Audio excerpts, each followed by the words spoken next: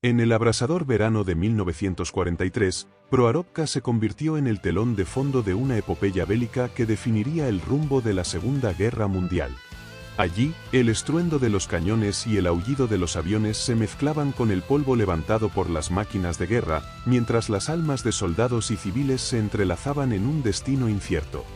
Los soviéticos, lanzándose al ataque con una furia casi mística, chocaban contra las defensas alemanas, donde generales astutos y hombres de acero se aferraban a cada pulgada de terreno. En esta batalla, las decisiones tomadas en la trinchera no solo dictaban la victoria o la derrota, sino que resonaban a lo largo de la historia, transformando la guerra en un juego de estrategias y sacrificios. Pero, al final, ¿quién salió realmente victorioso? La escena se había cocinado a fuego lento desde el 5 de julio, cuando los alemanes desataron la temida Operación Citadel, desafiando una resistencia soviética que se mostraba a la altura de las circunstancias. Con una estrategia implacable, las fuerzas germanas avanzaron, diezmando divisiones de armamento soviético, pero todo cambiaría con un giro inesperado el 10 de julio, cuando el segundo cuerpo de la SS Panzer logró atravesar la tercera línea defensiva soviética, apuntando hacia la enigmática ciudad de Proharovka. Este audaz movimiento encendió alarmas en el alto mando soviético, llevando a un contraataque dramático el 12 de julio, que se grabaría en la memoria colectiva como uno de los combates más feroces de la Segunda Guerra Mundial. Los defensores soviéticos se encontraron en una encrucijada crítica, enfrentándose a las élites de las formaciones alemanas, una verdadera batalla de titanes. Con la división Totenkopf manteniendo el flanco izquierdo y Lianda ocupando el centro, el campo de batalla estaba listo para el espectáculo, las Waffen-SS contra las fuerzas blindadas de élite soviéticas. Mientras el general Paul Haue, al mando del segundo cuerpo de la SS Panzer, trazaba un plan para un avance continuo, el campo de batalla se preparaba para una explosión de fuego y acero. Pero lo que Haue no sabía era que el teniente general Pavlov Mistro había movido su élite quinta armada de guardias a posiciones estratégicas, aguardando el momento perfecto para desatar el caos sobre los desprevenidos alemanes. La noche se llenaba de motores rugientes y el preludio de una batalla que cambiaría el destino de muchos. Antes de continuar con esta historia, ¿sabías que hay una sociedad oculta que ha marcado el origen de todas las guerras de la humanidad y que aparte ha decidido quién será el ganador y el perdedor incluso antes de que empiecen? Si quieres saber más de lo que te estoy diciendo, ve al enlace de la biografía cuando termines este vídeo y descúbrelo. Ahora sí, continuemos con el vídeo. En un audaz movimiento estratégico, el frente soviético se preparó para el asalto, desplegando su formidable quinto ejército de tanques de guardias desde las reservas. El poderío del quinto ejército no venía solo, contaba con el respaldo de la infantería del quinto ejército de guardias y el 69º ejército, complementados por una potente artillería que incluía 5 regimientos y una brigada. La misión era clara, desmantelar las defensas alemanas y devolverles el golpe. El general R. Mistro, al mando de los tanques, era un maestro en la guerra rápida. Ordenó a sus tripulaciones avanzar a toda velocidad, buscando aprovechar la agilidad de los T-34 para flanquear a los robustos tanques Ferdinand y Tiger. Pero el destino tenía otros planes. Lianda, el comandante alemán, ya había ocupado las áreas de reunión que Mistro había previsto. Con la presión aumentando y la inminente confrontación en Proharovka a la vista, Mistro se vio obligado a adaptar su estrategia sobre la marcha. El 12 de julio amaneció con una tensión palpable en el aire. Las órdenes de Batutin resonaron con urgencia, y Mistro organizó rápidamente un grupo de tareas bajo el mando del general K.G. Trufanov. Mientras tanto, el sonido inconfundible de motores de tanques comenzó a resonar y el bombardeo de artillería estalló entre las 6 y las 6:15, creando una atmósfera electrizante. Con el rugido de 5 brigadas de tanques, la vanguardia soviética se lanzó hacia adelante, desatando una lluvia de proyectiles sobre las posiciones alemanas. Aproximadamente 500 tanques, en 2 oleadas impresionantes, encabezaron la ofensiva. La sinfonía de acero y fuego marcaba el inicio de la batalla de Proharovka, donde la determinación soviética se enfrentaba a la resistencia alemana en una danza mortal que cambiaría el rumbo de la guerra. Fatigadas y exhaustas por los combates previos, las tropas de Lianda se encontraron con la sorpresa de su vida. En la colina 252, un batallón del segundo regimiento de granaderos de Panzer de la segunda SS se había posicionado estratégicamente, pero no contaban con la zanja antitanque soviética que acechaba en la base. Los alemanes se apresuraron a tomar posiciones, sus corazones latiendo con fuerza al ver cientos de blindados soviéticos avanzando hacia ellos. En ese instante, se enfrentaban a una decisión crítica: arriesgarse o regresar a casa. A medida que la ofensiva soviética desataba su furia, los puestos de avanzada alemanes dispararon bengalas moradas, iluminando el cielo como una señal de alarma ante un ataque masivo. El Obersturmbannführer Rudolf von Ribbentrop, al mando del segundo batallón, comprendió la gravedad de la situación y ordenó a su compañía de 7 Panzer IV movilizarse, cruzando el puente sobre la zanja con determinación. En la cima de la colina 22, Joachim Piper y sus granaderos de la segunda SS se enfrentaban a un asalto abrumador. La escena se volvió frenética cuando Ribbentrop observó el horizonte. 15, 20, 30, 40 tanques, no podía contarlos. El avance soviético era imparable, una marea de metal que desafiaba las defensas de Lianda y establecía el escenario para una batalla intensa y decisiva. Los tanques soviéticos cargaban con fuerza, desatando una lluvia de fuego a su paso, aunque la velocidad comprometía la precisión. La táctica de R. Mistro de cerrar rápidamente a los alemanes no solo presionó sus defensas, sino que convirtió el campo de batalla en un torbellino de caos. En un giro irónico, la inteligencia soviética había sobreestimado la presencia de los temidos Ferdinand y Tiger, cuando en realidad solo había unos pocos en el campo, dejando a las fuerzas alemanas en una situación precaria. A la derecha, la batalla continuaba en el vasto campo de batalla al suroeste de Proarova. El choque entre Das Reich y las fuerzas soviéticas se intensificaba. La división alemana, bien equipada y entrenada, avanzaba desde una posición estratégica, dispuesta a ayudar a Lianda.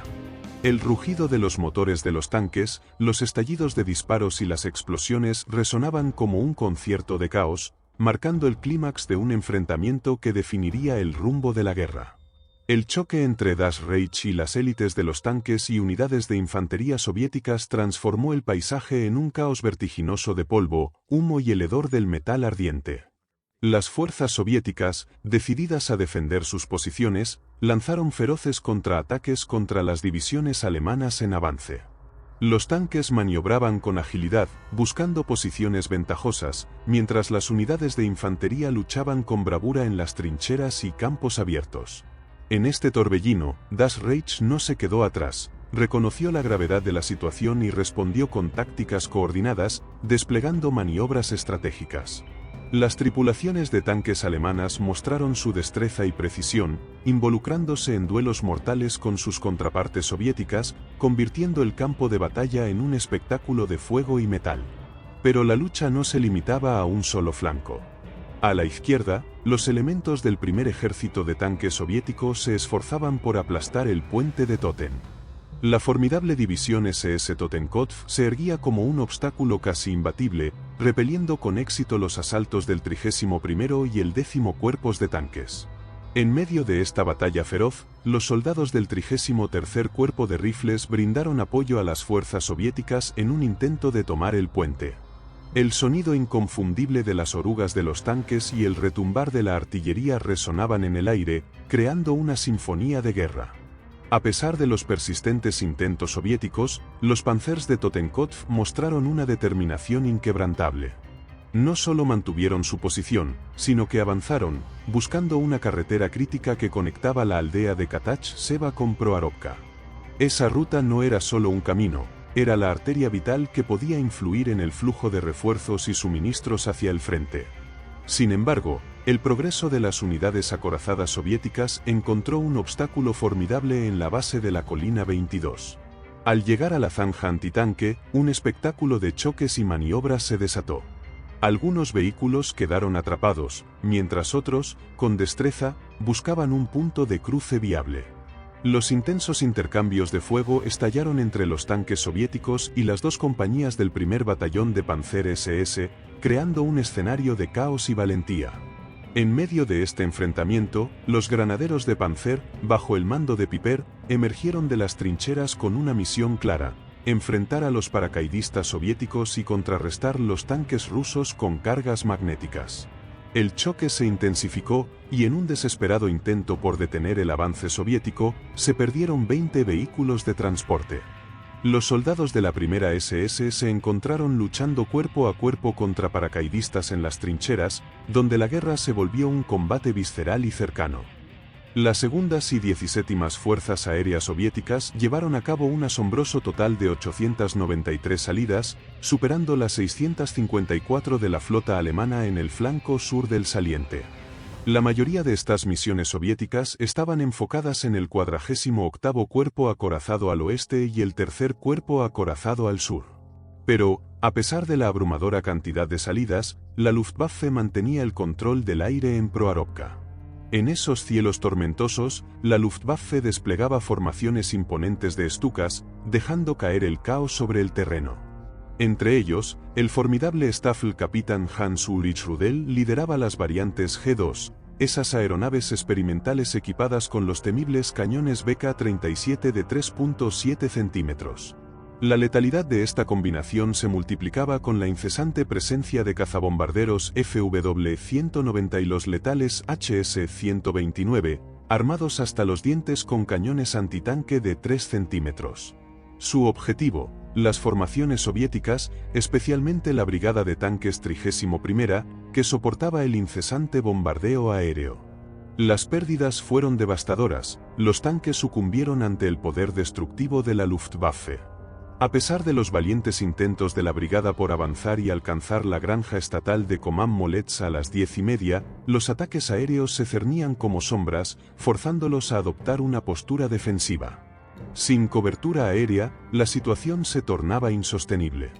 El quinto ejército de guardias de tanques enfrentó un destino similar, con aviones enemigos sobrevolando sus formaciones de combate a lo largo de la batalla. Mientras tanto, sus propios cazas eran considerados insuficientes para una defensa efectiva. El poder aéreo se convirtió en un factor decisivo en la batalla de Proharovka, mostrando cómo las complejidades del combate aéreo complicaban aún más el terreno ya desafiante. En medio de este caos, emergió un héroe, Werner Wolf, un hombre cuyo valor le ganaría la Cruz de Hierro de primera clase. En la colina 22.2, se enfrentó a un inminente asalto ruso con cerca de 150 tanques enemigos dirigiéndose a su posición. Tras la muerte de su líder original, Wolf no se dejó amedrentar. Tomó el mando de la compañía desbordada, organizando un frente defensivo y desplegando equipos antitanque, salvando así los SPW de la destrucción. Con una resolución inquebrantable, no solo restauró el espíritu combativo de sus granaderos, sino que se lanzó al combate, neutralizando un T-34 en un feroz mano a mano, donde incluso mató al general enemigo con su daga. Las acciones de Wolf no solo cambiaron el rumbo de la batalla, sino que también sentaron las bases para una defensa resiliente que detendría el avance soviético en el campo de batalla de Lianda. En un entorno donde la adversidad parecía implacable, su valentía se convirtió en un símbolo de resistencia, recordando a todos que, incluso en los momentos más oscuros, la determinación puede cambiar el destino. La lucha se intensificaba con la llegada de nuevos tanques soviéticos. En medio de este caos, brillaba la figura de Michael Wittmann, al mando de un pelotón de 3 Tigres. Avanzaron con determinación a través del escenario infernal, navegando entre llamas y humo de hierba ardiendo, con la mirada fija en los T-34 que se acercaban. La voz de Michael resonó en la radio, cargada de urgencia. ¡Atención! Una fuerza considerable de tanques enemigos se aproxima desde adelante. Muchos tanques. La tripulación se preparó, con 25 tanques soviéticos de la 181ª Brigada apareciendo en la distancia, desapareciendo brevemente en un valle antes de emerger en lo alto de una elevación. Frente a esta formidable amenaza, Wittmann mantuvo la calma. Los Tigres, veteranos curtidos en batallas, ajustaron su posición, listos para el enfrentamiento. El choque estalló en un ballet mortal de movimientos calculados, con cada bando luchando por el control de un teatro de guerra que cambiaba constantemente. La atmósfera estaba cargada de tensión, y el liderazgo de Wittmann se tornaba crucial en esta batalla. Pero esto no era todo. Comandando un grupo de 15 tanques, el capitán soviético Pa. Skripkin lideró un T-34 en un avance decidido hacia el pelotón de Wittmann, gritando órdenes con fervor, instando a sus compañeros a seguirlo. En respuesta, los Tigres dispararon con precisión letal, 2 proyectiles que impactaron en el tanque de Skripkin. El intercambio dejó a Skripkin herido, mientras su tripulación luchaba por rescatarlo del T-34 en llamas. Pero en medio del caos, el conductor del T-34, lejos de rendirse, volvió a entrar en el tanque convertido en un espectáculo ardiente, avanzando hacia el Tigre del sargento de SS Gorele, creando un choque dramático que definía la intensidad de la guerra de tanques en Proharovka. El enfrentamiento en combate cercano subrayó las tensas dinámicas de la batalla. El sargento de SS Gorele describió vívidamente esos momentos. De repente, 50 tanques enemigos cargaban en una formación en cuña invertida, utilizando los pequeños bosques y setos como cobertura. Los tanques rusos se acercaban a toda velocidad, dispuestos a participar en un combate cuerpo a cuerpo para contrarrestar nuestra superioridad en armamento y blindaje. El orden de batalla se desmoronaba bajo la embestida, un Tigre fue alcanzado a quemarropa, estallando en llamas. En medio del descontrol, logré destruir 2 T-34, uno de los cuales avanzaba envuelto en llamas. Justo a tiempo, evadí aquella amenaza llameante, un auténtico proyectil en movimiento. A pesar de sufrir pérdidas devastadoras, los soviéticos demostraron una perseverancia notable, manteniendo una presión despiadada en el campo de batalla. El tumulto de la lucha se extendía desde las remotas regiones de Oasi hasta la vasta extensión de Stoy. Los intentos de Lianda por avanzar chocaban con una feroz resistencia, con grupos de tanques y tropas de infantería soviéticas inmersos en una batalla de ida y vuelta. El primer regimiento de Panzers, frente a una resistencia decidida, no logró avanzar y tuvo que retroceder hacia Octabrisia antes de las 6 de la tarde. Al mismo tiempo, la 181ª Brigada de Tanques, reforzada por la 170ª, emergía como una amenaza real, amenazando con cortar la conexión entre Liandaitov en la estratégica aldea de Basileva. Así, los granaderos de Liard se encontraban inmersos en un abrumador asalto de tanques soviéticos y de infantería montada. La naturaleza dinámica del conflicto resaltaba la tenacidad de ambos bandos en una feroz lucha por el control. Desde Octabrisia hasta Stoy, el campo de batalla era un torbellino de ruidos ensordecedores, gritos y brutalidad. Un miembro de la tripulación de un cazatanques recordó vívidamente la aterradora experiencia del asalto. Salvo tras salvo de los órganos de Stalin llovían sobre nuestras posiciones, con obuses y proyectiles de mortero entre ellos. T-34 tras T-34 rodaban sobre la colina. 3, 5, 10. Los tanques soviéticos rompieron las defensas como un trueno, avanzando hacia Kolet y amenazando directamente el puesto de mando del Iván Dart. El choque que siguió se convirtió en un auténtico combate a quemarropa entre los tanques enemigos y el regimiento de artillería del Iván Dart, dejando clara la peligrosa proximidad de esta confrontación acorazada. Ya por la tarde, el cielo estalló en fuertes lluvias, chisporroteando sobre los restos humeantes de tanques esparcidos por el campo de batalla. Las carreteras se convirtieron en un lodazal, complicando aún más las condiciones para el 29º y el 18º Cuerpo de Tanques. La lucha se detuvo, ambos bandos, completamente exhaustos tras una dura experiencia, se encontraban incapaces de sostener más acciones ofensivas. La implacable batalla, combinada con el mal tiempo y las condiciones deterioradas del terreno, trajo una pausa temporal a la intensa lucha en este sector de la batalla de Proharovka. A medida que el 12 de julio se deslizaba hacia su fin, Liandart, con una determinación a prueba de balas, logró mantener el control de la colina 22.2, resistiendo el asalto incesante de las 5 brigadas del 5º Ejército de Tanques de Guardia. La resistencia de la división frente a la formidable ofensiva soviética fue notable, su compromiso inquebrantable y sus habilidades defensivas se mantuvieron firmes a pesar del feroz combate. Lianda no cedió ni un centímetro de terreno, aunque el costo de esta victoria fue elevado. La división emergió del campo de batalla física y mentalmente agotada, llevando las cicatrices de un encuentro brutal y feroz. El impacto del conflicto subrayó la magnitud de los desafíos que enfrentaba Liandart al intentar preservar su control sobre la colina 22.2. Mientras tanto, Totenkopf celebró un triunfo notable al capturar la colina 26.6, marcando un éxito significativo en la batalla de Proharovka. Su grupo de panzers avanzó con determinación a lo largo de la orilla norte del río Sel, alcanzando finalmente la carretera Kartaseva-Proharovka, aproximadamente 8 kilómetros al noroeste de Proharovka. Aunque el control de Totenkopf sobre este nuevo territorio era algo precario, su posición era estratégicamente ventajosa para una posible maniobra de flanqueo contra las fuerzas soviéticas atrincheradas. Este cambio de posición añadió una capa de complejidad al campo de batalla y abrió nuevas y prometedoras posibilidades para Totenkopf, ya que los alemanes aún podían poner sus ojos en la ciudad de Proharovka.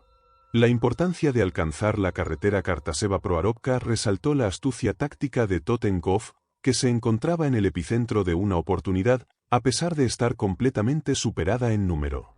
Sin embargo, a la derecha, Das Reich enfrentaba una presión constante del segundo cuerpo de tanques de guardia, viéndose forzado a adoptar una postura defensiva. La división tuvo que abandonar su maniobra ofensiva inicialmente planeada, restringiendo a su grupo de panzers a lanzar contraataques contra los blindados soviéticos avanzados. Este giro estratégico revela los desafíos formidables que enfrentó Das Reich ante la intensa ofensiva soviética durante la batalla de Brovka.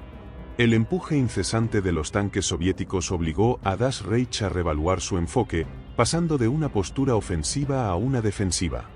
La incapacidad para ejecutar el plan de maniobra subrayó la adaptabilidad requerida ante las cambiantes condiciones del campo de batalla. El grupo de panzers de Das Reich, relegado a lanzar contraataques, se encontró lidiando con la abrumadora tarea de repeler las fuerzas soviéticas. Este cambio de estrategia y la postura defensiva adoptada por Das Reich pintaron un vívido cuadro de la complejidad y fluidez de la batalla de Brovka, donde la división, lidiando con la presión de los tanques soviéticos, mostró la adaptabilidad y resistencia necesarias ante un formidable adversario en el frente oriental.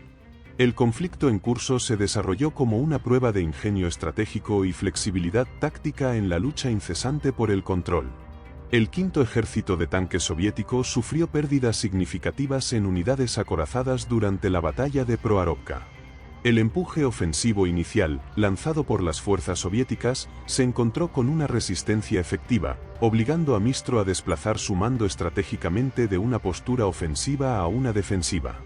El alto costo en la armadura soviética dejó claro el precio que se pagaba en este brutal enfrentamiento, llevando a ambos bandos a reevaluar sus estrategias mientras se ajustaban a la cambiante dinámica de la batalla.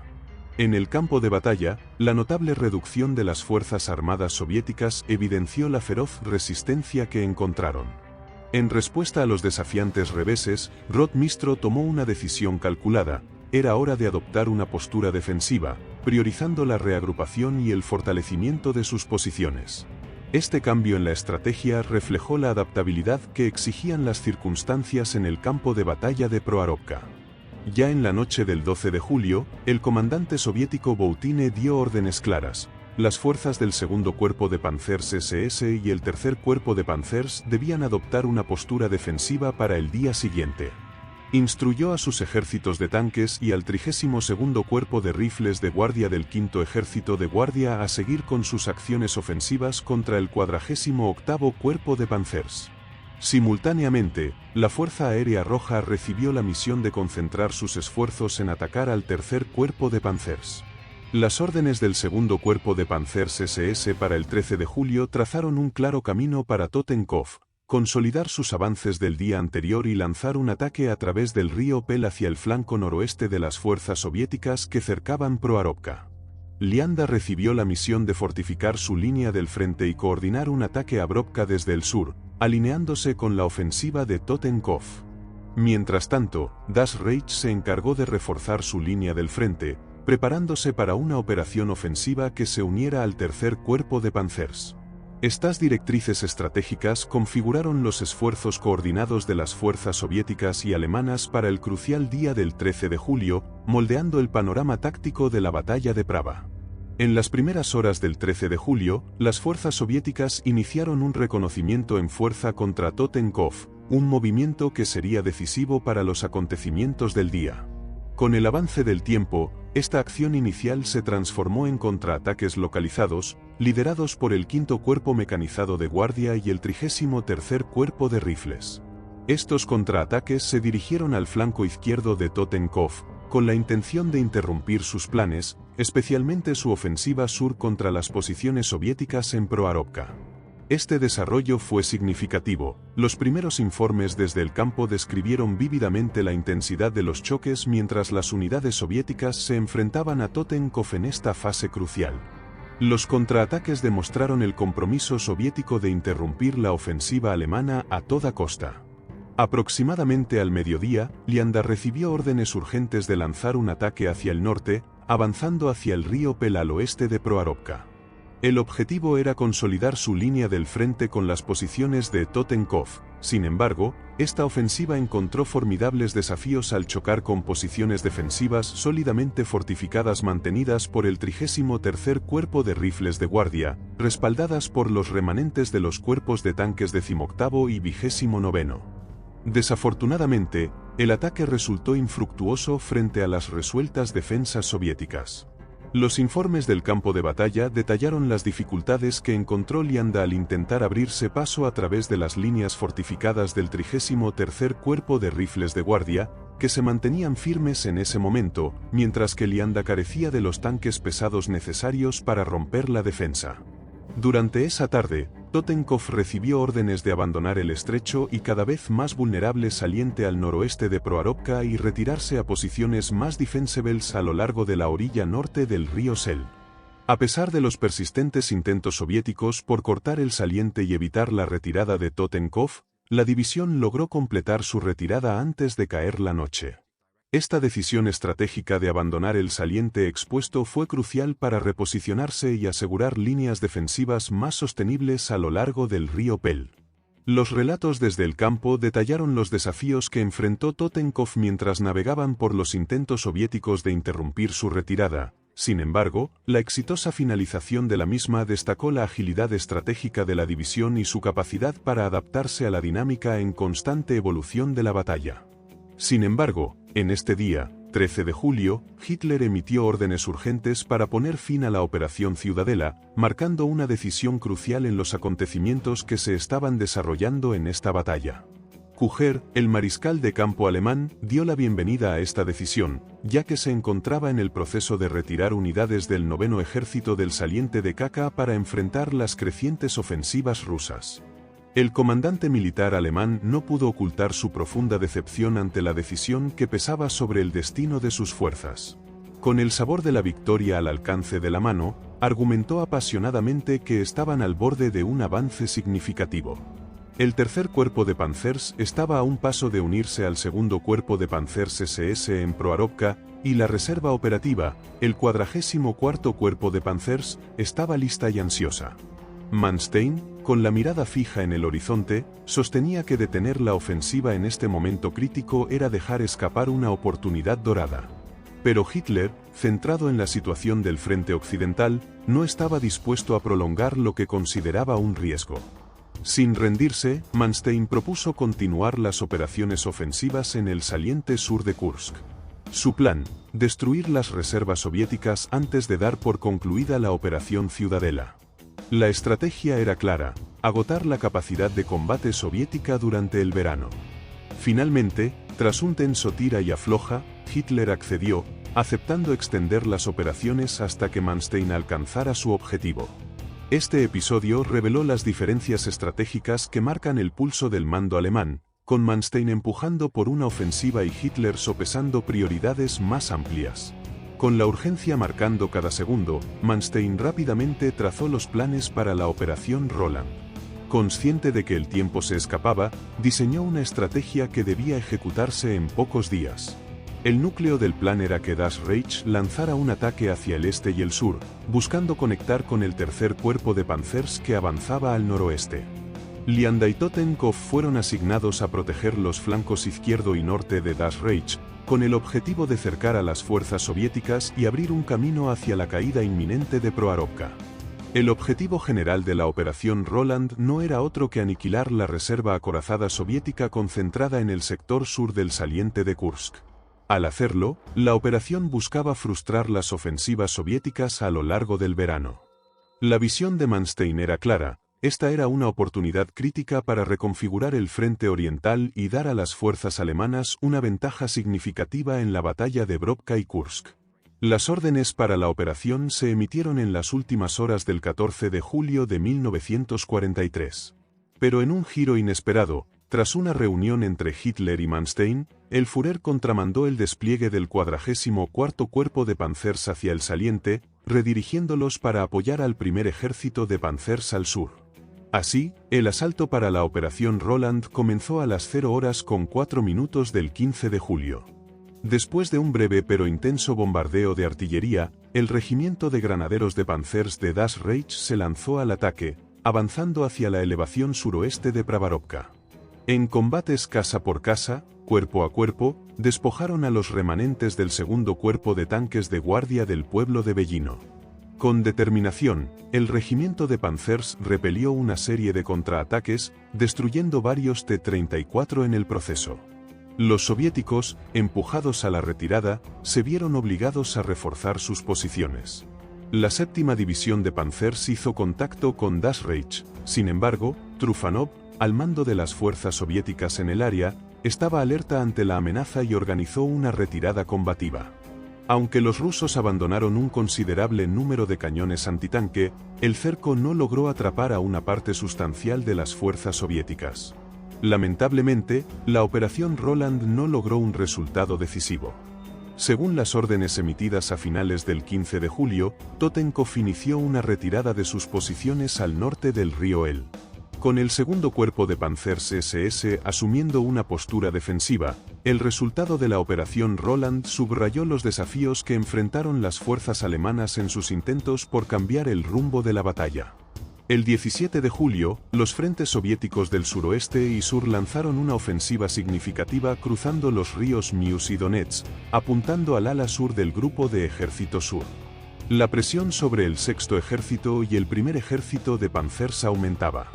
A media tarde de ese mismo día, la Operación Roland fue oficialmente finalizada, con órdenes para que el segundo cuerpo de Panzers SS comenzara su retirada del sector de Proarovka hacia Belgorod. Anticipando esta orden, el cuarto ejército de Panzers y el destacamento del ejército Kemp iniciaron la retirada tan pronto como la tarde del 16 de julio. Los tanques de Lianda fueron redistribuidos entre Das Reich y Totenkov, y la división fue rápidamente redesplegada a Italia. Mientras tanto, Das Reich y Totenkov fueron enviados al sur para enfrentar la nueva ofensiva soviética, desviando su atención del sector de Proarovka. Así concluía la operación, con el eco de una batalla que aún resonaría en la memoria de aquellos que vivieron la guerra. Roland y la batalla de Proarovka marcaron un hito estratégico en la vorágine de un paisaje militar en constante evolución. Las fuerzas alemanas, sumidas en desafíos en múltiples frentes, se vieron obligadas a ajustar sus despliegues para contrarrestar la creciente presión soviética que amenazaba desde el sur. Una danza mortal entre dos titanes, donde cada movimiento contaba y cada decisión podía ser la última. Al hablar de las pérdidas en la batalla de Brovka, se revela un laberinto de cifras confusas y reportes contradictorios que complican la tarea de ambos bandos. Las pérdidas de tanques alemanes, un asunto delicado, se veían sujetas a variaciones por la peculiaridad de la Wehrmacht a la hora de contar e informar. Lo recuperable y reparable se clasificaba de forma diferente al equipo que ya había visto su final, y esto, claro, influía en las cifras reportadas. La metodología de la Wehrmacht añade una capa de complejidad que se vuelve un verdadero rompecabezas a la hora de establecer estadísticas precisas sobre la pérdida de tanques alemanes. Por su parte, obtener cifras fiables sobre las bajas en tanques y personal entre los soviéticos durante la batalla de Proarovka se convirtió en un desafío monumental. La naturaleza dinámica y cruda del conflicto, sumada a los problemas de documentación en tiempos de guerra, alimentó la ambigüedad que envuelve las cifras de bajas del lado soviético. En esencia, la niebla de la guerra, junto con metodologías dispares de conteo y condiciones fluidas en el campo de batalla, complicaron el determinar cifras precisas y completas sobre las pérdidas en ambos frentes.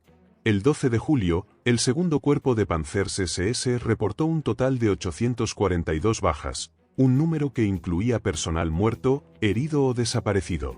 Aunque los alemanes mantuvieron el control del campo de batalla de Proharovka hasta el 17 de julio, lograron recuperar la mayoría de sus vehículos acorazados deshabilitados durante este periodo crucial. Los datos alemanes específicos del segundo cuerpo de Panzers SS indicaron una pérdida de entre 3 y 5 tanques el 12 de julio.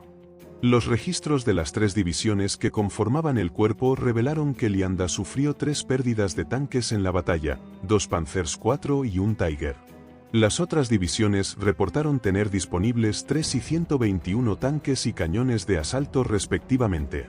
Al final del 16 de julio, esto mostró una notable capacidad para mantener la fuerza de tanques operativa, con el segundo cuerpo de Panzers SS casi recuperando la misma cantidad de tanques utilizables que poseía al inicio de la batalla de Proharovka. Un análisis más profundo de los informes divisionales reveló que el cuerpo de Panzers SS tenía 294 vehículos operativos el 12 de julio, reduciéndose a 251 el 13 de julio. Considerando que algunos tanques reparados pudieron reintegrarse el 13, se estimó que al menos 43 vehículos del cuerpo de Panzers SS quedaron inoperables durante el combate. Esta cifra incluía los 10 Tigers pertenecientes a Totenkopf y 1 de Lianda. Todos los tanques Tiger inoperables fueron considerados reparables, lo que significaba que aún conservaban una esperanza de renacer en el campo de batalla. La estimación general sugiere que entre 60 y 80 vehículos acorazados del cuerpo de Panzers SS quedaron inoperables durante el intenso combate del 12 de julio. Además de las fuerzas terrestres, la escuadra Schibad I y su escuadrón de Stukas reportaron daños en sus aeronaves el 12 de julio, con un total de 11 aviones dañados, 6 de los cuales fueron clasificados como pérdidas totales, todos atribuidos al implacable fuego antiaéreo soviético. Esta evaluación exhaustiva proporcionó una visión clara sobre las pérdidas materiales y de personal que sufrió el segundo cuerpo de Panzers SS durante el día crítico de la batalla de Proharovka. Las pérdidas exactas de los soviéticos el 12 de julio permanecen en la penumbra de la incertidumbre, pero historiadores militares como Bergström han estimado que podrían alcanzar la escalofriante cifra de 5.500 hombres. En cuanto al equipo, Glantz y Haus sugirieron que el quinto ejército de tanques de guardia perdió un mínimo de 400 tanques de su inventario de más de 800 durante los ataques de ese día fatídico. Otra estimación de George Knipe sugirió un rango aún más alto, situando las pérdidas de armamento entre 600 y 650 tanques. Zenov y Solb, por su parte, evaluaron que la fuerza inicial del quinto ejército de tanques de guardia estaba compuesta por alrededor de 300 tanques y cañones autopropulsados. Un documento elaborado por el Estado Mayor del Quinto Ejército de Tanques de la Guardia, fechado el 17 de julio de 1943, trazó un sombrío resumen de las pérdidas sufridas por esta formidable formación desde el 12 hasta el 16 de julio. Abarcando todos sus 5 cuerpos, así como divisiones, brigadas y otras unidades menores bajo el mando directo del cuartel general del ejército, el informe reveló cifras alarmantes. 574 vehículos de combate, tanto pesados como ligeros, fueron destruidos y, notablemente, no se proporcionaron cifras sobre los vehículos de apoyo. En cuanto al costo humano, el documento no escatimó en dolor: 2.940 muertos en combate, 3.510 heridos y 1.157 desaparecidos, sumando un devastador total de 7.607 casualties. Estos números ofrecen una visión escalofriante de las significativas pérdidas del quinto ejército de tanques de la Guardia durante la feroz batalla de Proharovka. Pero, ¿quién se puede considerar el verdadero vencedor de esta contienda? La respuesta es un laberinto de ambigüedades. Existe un debate ferviente sobre la importancia y el desenlace de la batalla de Brovka.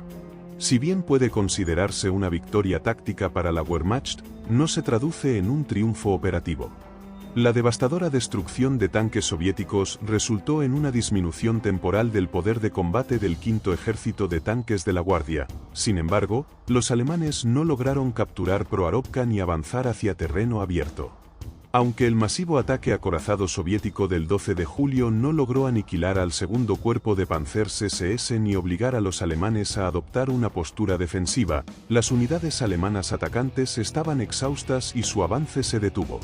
Ni el quinto ejército de tanques de la Guardia ni el segundo cuerpo de Panzers SS alcanzaron sus objetivos. A pesar de todo, los alemanes aún lograron mantener una defensa sólida durante ese día crítico. En el balance general, la batalla suele ser vista como un éxito táctico para los alemanes, gracias a las importantes pérdidas infligidas al armamento soviético. Sin embargo, a pesar de esta aparente victoria, no hubo un avance decisivo hacia Proharovka. Con la conclusión de la Operación Ciudadela, la iniciativa estratégica se desplazó de manera irrefutable hacia el Ejército Rojo. Así, la batalla de Proharovka se erige como un episodio intrincado y multifacético dentro del vasto contexto del Frente Oriental, donde tanto alemanes como soviéticos tuvieron que lidiar con éxitos y limitaciones en una guerra que no perdona. Este vídeo está bien, pero si te gustaría conocer la verdad poco conocida acerca de las guerras mundiales, saber por qué todo lo que nos han dicho sobre Alemania, Hitler y los Estados Unidos es mentira y aparte también, saber por qué estamos cerca de una tercera guerra mundial, ve al enlace de la bio y descúbrelo. No olvides suscribirte al canal, dar like al vídeo y activar la campana de notificaciones para que no te pierdas nuestra próxima historia.